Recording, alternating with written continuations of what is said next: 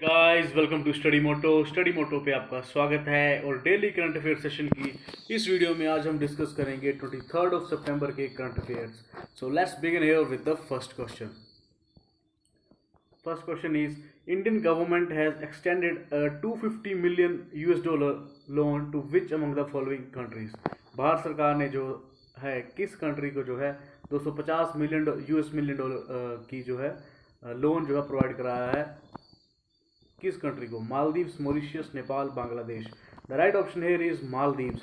मालदीव्स को जो है इंडिया ने जो है 250 मिलियन डॉलर का जो है लोन प्रोवाइड कराया है टू कॉम्बैक्ट द कोविड-19 पेंडेमिक। ओके, मालदीव के साथ ही इंडिया ने जो है एक फेरी सर्विस भी जो है शुरू करी है मालदीव्स टू इंडिया। सो यहाँ पे जो है लोन भी प्रोवाइड कराया है 250 मिलियन डॉलर का टू द मालदीव्स। मालदीव्स की कैपिटल है Male. Next question is Which nation has decided to resume its passenger railway services after a 7-year suspension? किस देश ने जो है ये डिसाइड करा है कि they will resume passenger railway services after 7-year suspension? किस देश ने जो है 7 सालों के बाद जो है पैसेंजर रेलवे सर्विसेज को जो है रिज्यूम करा है इंडिया के साथ? Okay, Nepal, Myanmar, Sri Lanka, Bangladesh. The right option here is Nepal. Nepal ने जो है इंडिया के साथ जो है पैसेंजर रेल सर्विसेज को जो है शुरू करा है आफ्टर द 7 years। ये जो मूव जो नेपाल की तरफ से आया this is because of India ने जो है 2 ट्रेन जो है नेपाल को जो है एज ए गिफ्ट जो है प्रोवाइड कराई थी। सो उसी के एवज में जो है ये पैसेंजर रेलवे सर्विसेज जो है शुरू हुई हैं Bihar to the Janakpuri district of the Nepal. Bihar to the Janakpuri district of Nepal. So Nepal ने जो है के साथ जो है इंडिया ने रेलवे सर्विसेज जो है रिज्यूम करी हैं after 7 years of suspension. Right option is Nepal. Next question is the global sea level is expected to rise approximately by dash centimeter by the year 2100 due to the greenhouse emissions as per NASA led study। Okay, NASA led study के द्वारा जो है ये जो है predict करा गया कि 2100 आते आते ओके सन 2100 आते आते ग्लोबल सी लेवल जो है वो कितने सेंटीमीटर से जो है इंक्रीज कर जाएगा up to the year of 2100। Okay, the right option है इज 38 सेंटीमीटर। 38 सेंटीमीटर से जो है ग्लोबल सी लेवल जो है बढ़ जाएगा due to the continuous greenhouse emissions and the global warming. Okay, तो ये जो रिपोर्ट जो है पब्लिश करी है the ice sheet model intercomparison project by the NASA.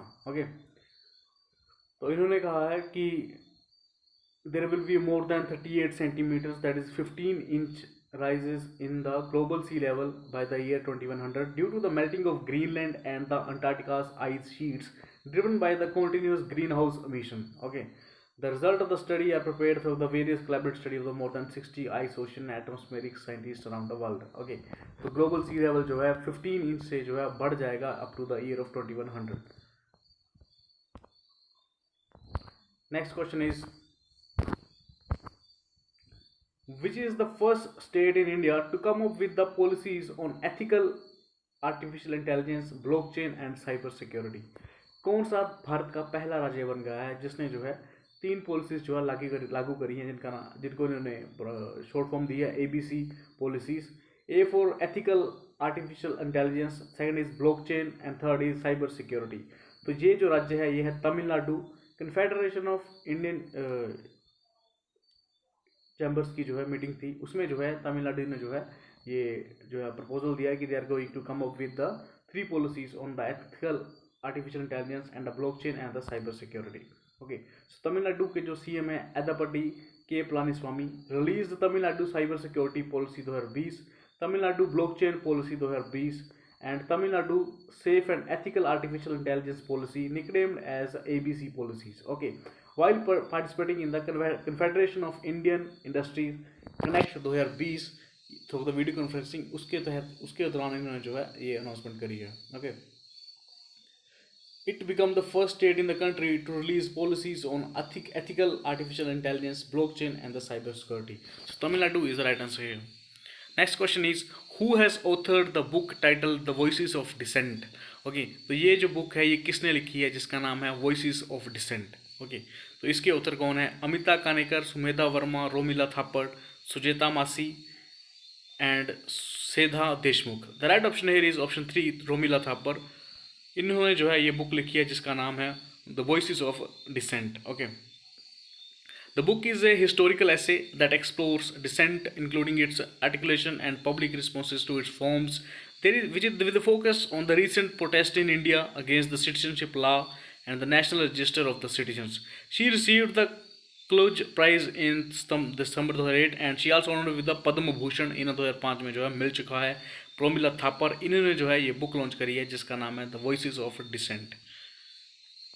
Next question is who won the women single title in the Italian Open 2020। Women single open of Italian Open 2020 का किसने जीता है? Okay, तो जो men's title है Italian Open का वो जीता है नोवाक जोकोविक ने। ओके, और जो इटालियन ओपन है वुमेन्स सिंगल्स जो जीता है Simona Halep. Option D is the right answer. Simona Halep ने जीता है women single title of the Italian Open 2020। तो मेन सिंगल जीता था नोवाक जोकोविक ने। ओके, तो यूएस ओपन हुआ था रिसेंटली, उसको जो है जीता था नाओमी ओसाका ने। फीमेल्स का जो सिंगल टाइटल था उसे जीता था नाओमी ओसाका, और इटालियन ओपन जीता है सिमोना हालेप। नाओमी ओसाका जो है इस टूर्नामेंट से जो है हट गई थी due to the hand strain injury. So Simona Halep is the right answer here. Next question is renowned tennis player and former cricket player Ashley Barty. Ashley Barty has won the Brookwater Golf Club Women's Championship. She is from which country? Okay, तो ये player है Ashley Barty. She is a renowned tennis player and also the former professional cricket player. And अभी इन्होंने जो है जीता है ब्रुकवाटर golf club women's championship जीती है। ओके, तो आपको बताना है कि ये किस कंट्री से जो है ये बिलोंग करती हैं। The right option is option D Australia.